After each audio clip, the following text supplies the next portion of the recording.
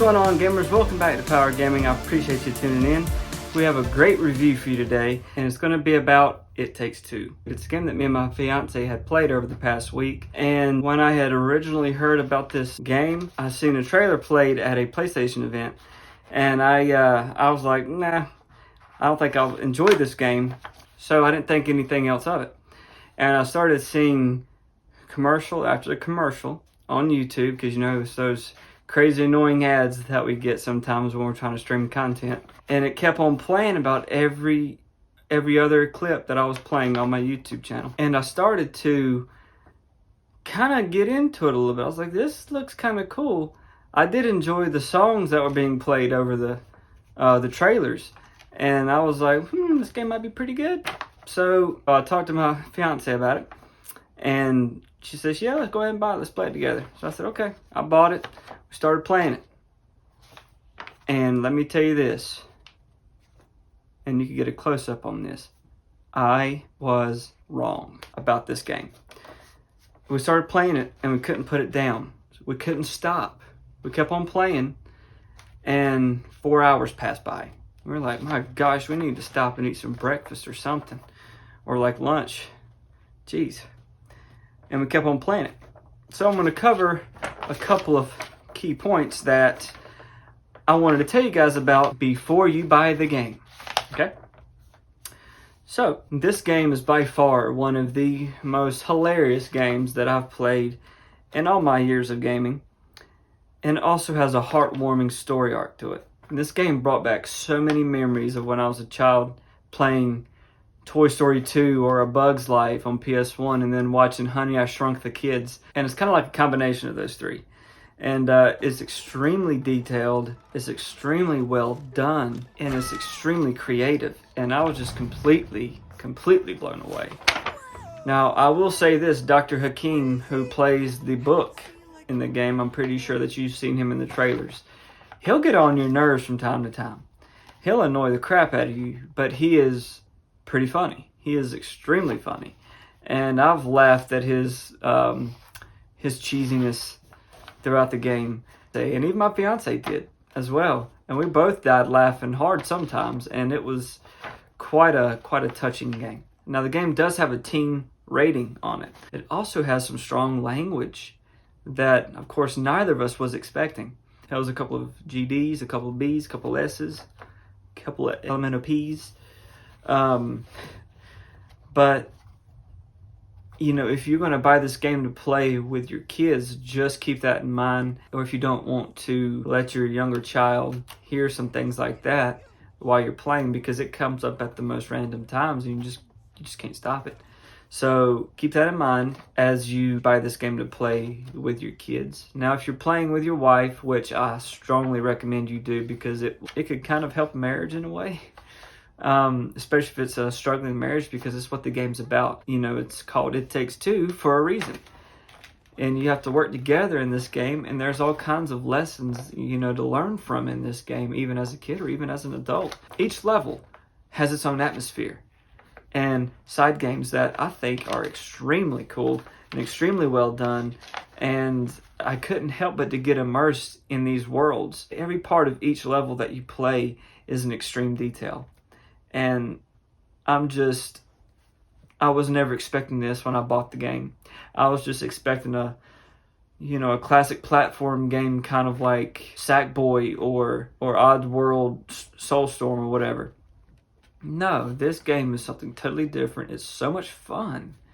And the puzzles are great, and there's just a whole lot of stuff to do, and you could keep going back and play this game. I mean, there's so much that you can do. As I mentioned about the side games, you know, like you can get lost in playing a game of chess. So I was in the greenhouse, and it was a checkpoint, and we chose to go the other direction because there was two directions to go, one to continue the game and the other one to go to this spa.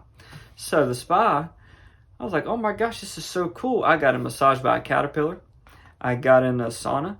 I think I got a butt massage by a caterpillar also. I can't remember that. It was so cool.